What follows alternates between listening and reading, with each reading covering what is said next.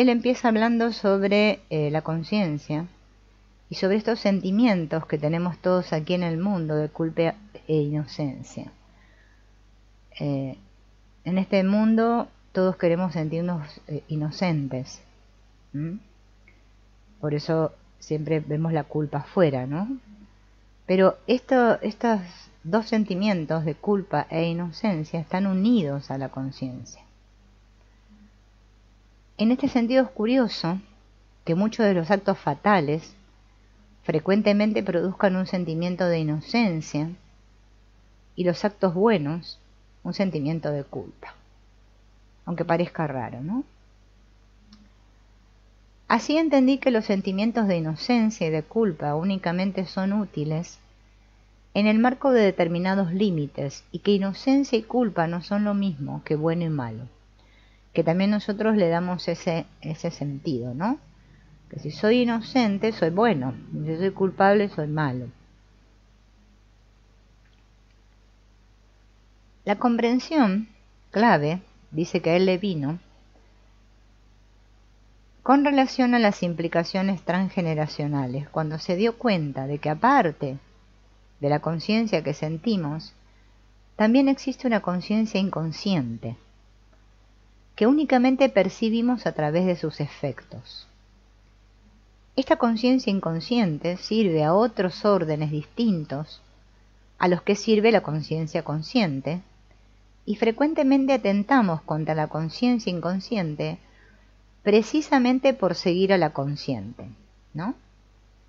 Porque claro, nosotros solo podemos evaluar si algo es bueno o malo, ¿no? Que alguien es culpable o inocente, siempre, ¿no?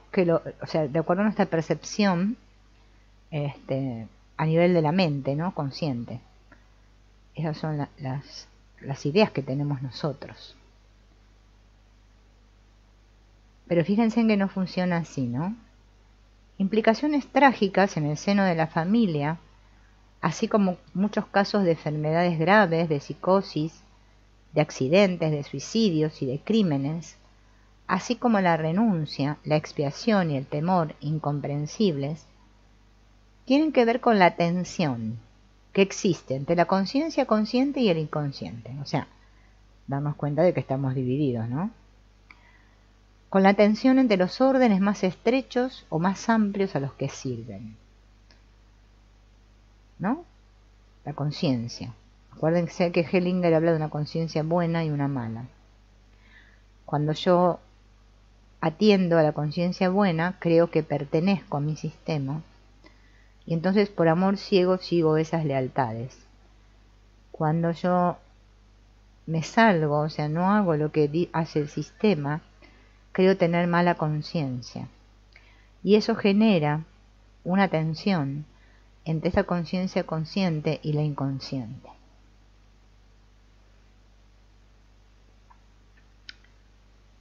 Quien está en concordancia con el mundo, asintiendo a él tal como es, sabe lo que perjudica o ayuda, lo que es bueno o malo. Sigue a ese saber independientemente de lo que otros digan, sea a favor o en contra, porque está en concordancia.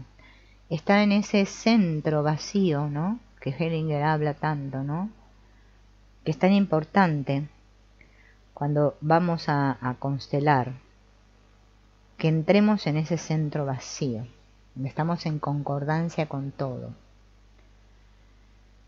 Él descansa en su centro, en el equilibrio, a la vez recogido y abierto al mundo. Este centro se distingue por su levedad. Todas las conferencias, ¿no?, que vamos a ir escuchando a lo largo de estos encuentros, giran alrededor de este centro y llevan a él. En él encontramos la tranquilidad, experimentándonos serenos y completos. O sea, yo solo cuando me siento sereno y completo, es que realmente estoy en ese centro vacío, ¿no? Ese que se distingue por su levedad. Vamos a hablar de la culpa y la inocencia en nuestras relaciones. Toda relación humana se inicia dando y tomando. Y con el dar y el tomar también comienzan nuestras experiencias de inocencia y de culpa. Quien da también tiene derecho a recibir, y quien toma se siente obligado. El derecho en un lado y la obligación en el otro son el patrón fundamental de culpa e inocencia en toda relación. Este patrón sirve al intercambio entre dar y tomar, ya que ambos, tanto el dar, el que da, como el que toma, no están tranquilos hasta que no se dé la compensación, hasta que el que tomó también da, y el que dio también toma.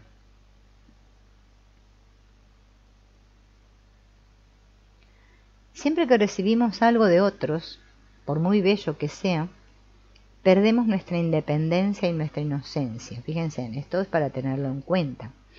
Nosotros no somos conscientes de esto, ¿no? Cada vez que alguien nos da algo, yo siento que pierdo mi inocencia. Porque tomando eso me siento obligado y en deuda con la persona que me dio. Y experimentamos esta culpa como malestar y como presión. Por lo que intentamos librarnos de ella dando nosotros mismos, ¿no? No hay tomar sin este precio. O sea, cada vez que yo tomo algo de otro, es como que siento que estoy en deuda y que le tengo que devolver, le tengo que dar. Si no, me voy a sentir que no soy, que perdí mi inocencia, ¿no? Siento culpa. La inocencia, en cambio, se experimenta como placer. La culpa se experimenta como dolor, pero la inocencia se experimenta como placer. La sentimos como el derecho a la reivindicación cuando hemos dado sin tomar. O sea, si yo doy, y siempre soy el que doy, y no tomo nada, me siento inocente. Por eso me gusta dar. Y cuando doy de más, ¿no? De lo que tomo, también me siento inocente. Yo te di más. Vos sos el que está en deuda conmigo ahora. Entonces yo ahora soy inocente y vos sos culpable. Y la sentimos como levedad y libertad cuando no estamos obligados a nada. Por ejemplo, cuando nosotros mismos no necesitamos o tomamos nada, y muy especialmente cuando también hemos dado después de haber tomado.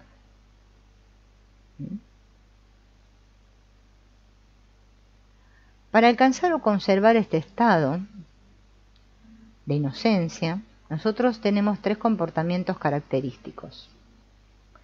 El primer comportamiento sería el de la huida.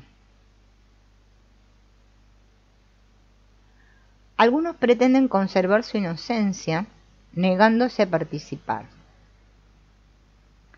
Prefieren cerrarse en vez de tomar, y de esta manera tampoco están obligados a nada. Esta es la inocencia de los no jugadores que no quieren ensuciarse las manos. Por eso muchas veces se creen especiales o mejores. Sus vidas, sin embargo, solo funcionan al mínimo y en consecuencia se sienten vacíos y descontentos.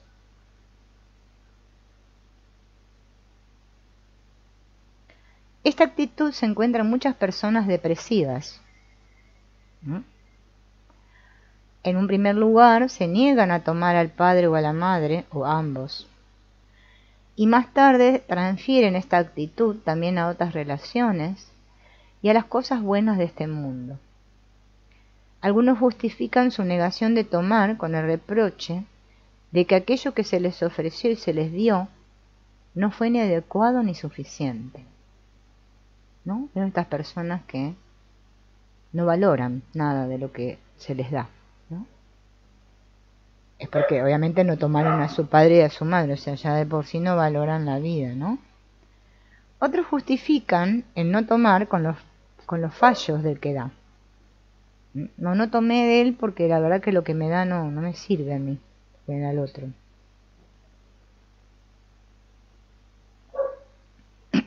O me lo dio por conveniencia, no sé. Algo así, ¿no? También podemos pensar. El resultado, sin embargo, siempre es el mismo.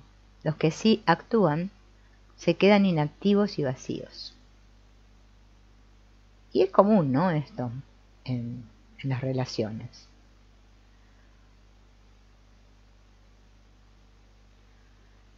La plenitud. El efecto contrario al de la huida es el de la plenitud, y lo podemos ver en aquellos que logran tomar a sus padres tal como son, tomando de ellos todo lo que les den, y este tomar es experimentado como un continuo aporte de energía y de felicidad. De esta manera se les capacita para tener también otras relaciones donde pueden tomar y dar. Miren qué relacionado que está esto con los padres, ¿no? El sentirnos plenos, ¿no? Además del de la huida está el ideal altruista, ¿no? Que es una segunda manera de experimentar la inocencia. Es el derecho a exigir de otros cuando yo les he dado más de lo que ellos me dieron a mí. O sea, yo considero que yo le he dado al otro más de lo que el otro me dio. Entonces me siento inocente. Yo soy el bueno, él es el malo. Por regla general, esta inocencia suele ser pasajera, o sea que en cuanto yo también tomo del otro, mi derecho se acaba. Algunas personas, sin embargo, prefieren mantener su derecho en vez de permitir que los demás les den también a ellos. Como siguiendo el lema, es mejor que tú te sientas obligado y no yo. Esta actitud se encuentra en muchos idealistas y es conocida como el ideal altruista, ¿no? Este de que la persona que es ayudadora, que ayuda a todo el mundo, que ayuda a sus padres, ayuda a sus hermanos, sus tíos. El gran ayudador, el gran altruista de la familia. Pero lo hace para no sentir culpa.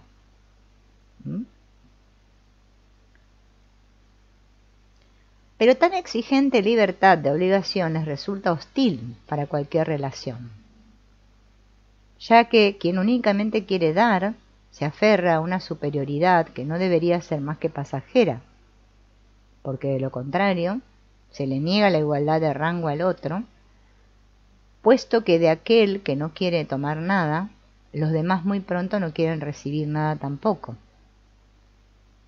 Esa persona que da y da y da, entonces después el otro no quiere recibir nada de mí porque ya le di de más. Así se retiran y se enfadan con él.